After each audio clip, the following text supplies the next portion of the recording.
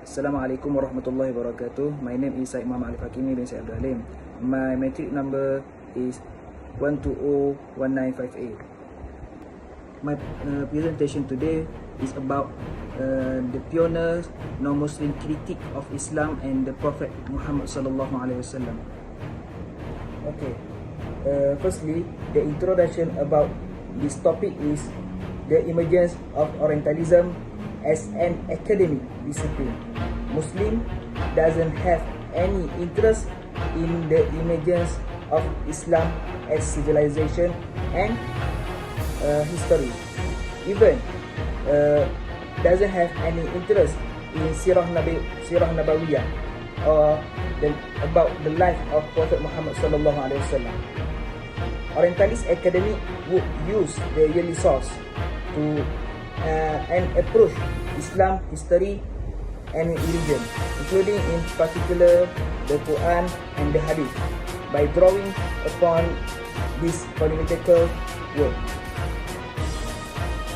Next, since the very beginning, Bai's view about Islam and its Prophet sallallahu alaihi wasallam were initially produced and disseminated by the religious establishment and rulers in the Judeo-Christian world, who had lost their power to a large extent due to the expansion of Islam.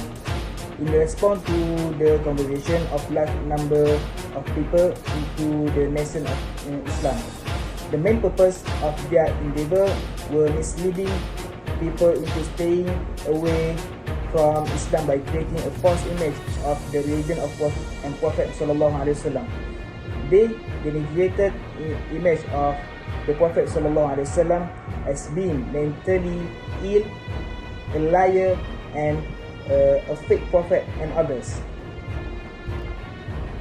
Okay, the first pioneer is Yahya Damashki. He is the figure that initiated a campaign of defamation against Prophet sallallahu alaihi wasallam. He is a Christian priest, John of Damascus. In his book, he mentioned Prophet Muhammad and sees him as a misguided or false prophet who deceived the people around him by using Christian source, which are elements from the Old and New Testament into Quran. The Prophet Muhammad marriage and his war are discussed in this book in the one-side manner. This unfounded criticism later become the basis of the later Orientalists, who largely repeat what John had said before that. In fact, this continued this day. Okay, about the second pioneer, Christian and Jewish priests of Andalus. Muslim scholars trained Christian and Jewish priests in diverse fields such as philosophy, mathematics, and science in Andalusia. They receive training. In school, they translate the Quran and Arabic book into their language. In 999 century, David became the Roman Catholic Pope after complete his study at the Andalusian Institute and returned to his home country, and so did the other priests. Western universities remain dependent on Arab books and took them as primary source for research for almost 6 centuries. They create literature full of lies, slander, and false story, probably because of their enmity toward their Muslim administrator. Okay, next is about Nicetas of Byzantium.